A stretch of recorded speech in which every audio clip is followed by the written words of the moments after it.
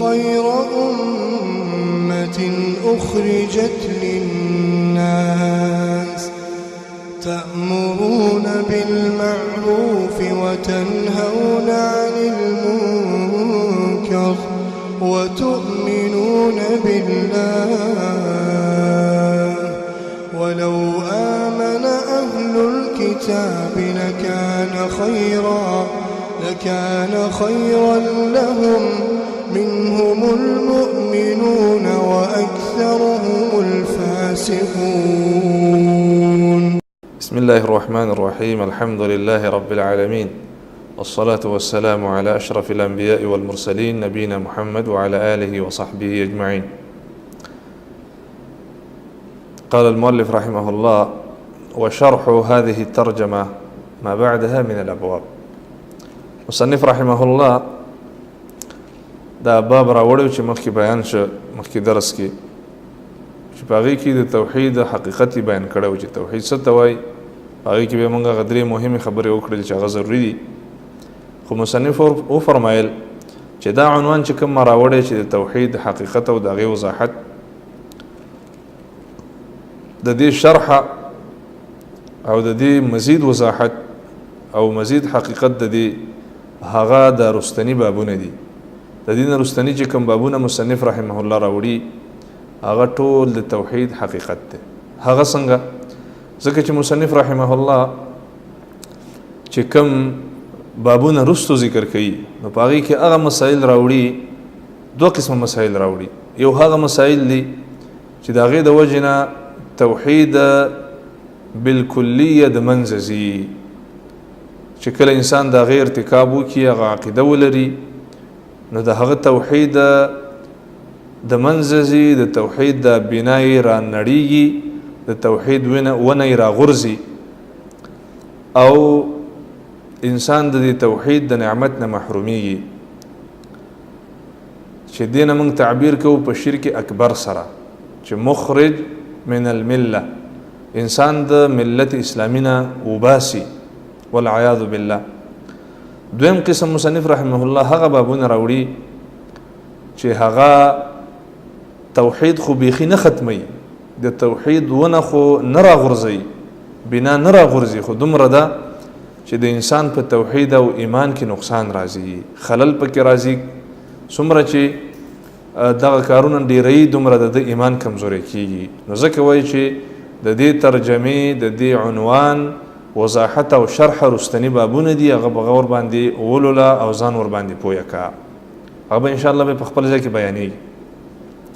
خو دا کوم آیتونه د دې ځای پورې چې کوم مسایل مصنف رحمه الله د خپل عادت مطابق ذکر کوي، نو وایي فيه اکبر المسائل واهمها، په دې باب کې د ټولو نه لویه مسله او مهمه مسله هغه کومه یوه ده؟ تفسیر التوحید، حقیقة التوحید. دا مهمه مسله ده، وهي تفسیر التوحید و تفسیر الشهاده. د توحید حقیقت او وضاحت او د هغې د کلمې د شهادت چې لا اله الا الله ده، د دې معنا او حقیقت او وضاحت. دا مخکې موږ بیان کړه چې درې خبرې پکې مهمې دي، هغه یا ساته د ځانه سره.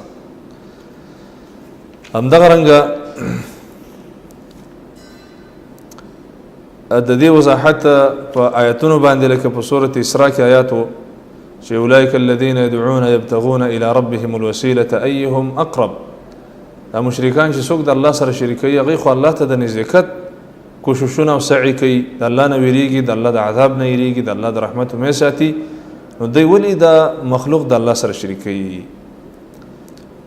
بله مسله په دې کې د هغه آیات وضاحت و چې اهل کتابو د خپلو ملیانو او د خپلو پیرانو نه الهه جوړ کړي وو. د هغې وضاحت وشو چې اتخذوا احبارهم ورهبانهم اربابا من دون الله. د یهود او نصاراو خپل ملیان او پیران دا الهه نیولي دي، په عبادت سره نیولي دي. بیا د هغې لږ وضاحت وشو چې هغه عبادت یې داسې کوو چې دې ملیانو به ورته د ځانه د الله حلال حرام کړه، دوی به ورته حرام ویل، او دې ملیانو به ورته د ځانه د الله حرام حلال کړه، نو هغې به ورته حلال ویل. او دا بعینه شرک دی، ځکه چې حلال او حرام د دې تشریع دا د رب العالمین حق دی، په دې کې هغه سره څوک شریک نشته دی. دغه رنګه د ابراهیم علیه السلام هغه وینا پکې ذکر شوله چې اذ قال لأبيه وقومه انني براء مما تعبدون، او رب العالمین دا غینه مستثنا که چې کله ابراهیم علیه السلام خپل قوم او خپل پلار ته ویل چې زه بریمه د هغه څه نه چې تاسو عبادت کوئ، دغه بوتان او د تاسو مشرکانې زه ستاسو او ستاسو شرک نه بریمه. نو د مشرکانو او د شرک نه براءت ضروري دی. همدغه رنګه په سورة بقره کې چې کوم آیات دی چې ومن الناس من يتخذ من دون الله اندادا يحبونهم كحب الله، بعضې داسې خلک دي چې د الله نه ما سوا نور الهه په د الله شریکان جوړوي او بیا ورسره داسې مینه کوي لکه د الله سره چې مینه کوي. دا کفر او شرک دی، ځکه چې آخره کې ویل دي وما هم بخارجین من النار، دوی به د اور نه راوځي. نو تاسو په دې باندې سوچ وکړئ چې دا مشرکان چې د الله سره نور شریکان جوړ کړي مینه ورسره کوي، نو د دې نه دا معلومه شو چې دوی د الله سره هم مینه کوي، خو د الله مینې دوی په اسلام کې داخل نه کړه. وجه دا وه چې دوی د غیر الله نه براءت نه کړی، د مشرکانو د الله مینه چې عبادت دی د غیر ته هم ورکړې وه، نو د دې د وجې نه دوی په کفر کې داخل شلو.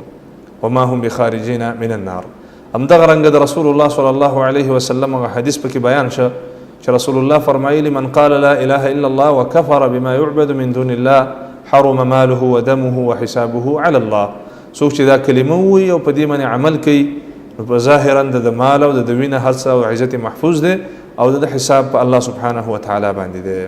نو څومره ښکلی وضاحت د دې کلمې وش، څومره په اهتمام باندې د دې وضاحت چې هغه بیا همناغې ته راځي چې مجرد دا وینا چې لا اله الا الله په دې باندې سړی په ایمان او توحید کې نشي داخلېدلی، مجرد د دې په معنا باندې سړی پوه شي دا په ایمان کې نشي داخلېدلی، تر څو چې دا د مشرکینو او د شرک نه براءت ونه کړي، تر څو چې د عبادت څومره انواع دي دا د غیر الله نه نفي نه کړي، تر څو د عبادت چې څومره انواع دي دا د الله دپاره خاص نه کړي، او تر څو چې د مشرک نه براءت او د هغې د شرک نه براءت ونه کړي. الله سبحانه وتعالی دې زموږ او ستاسو د توحید دا قلعه مضبوطه کړي او د توحید د امانت دی الله سبحانه وتعالی زموږ او ستاسو په سینو کې محفوظ کړي ان شاء الله تعالی. رستنی بابونه د دې مسلې مزید وضاحت کوي ان شاء الله او په خپل ځای کې به بیان کو باذن الله تعالی. والله تعالی اعلم وصلى الله وسلم وبارك على نبينا محمد وعلى آله وصحبه أجمعين.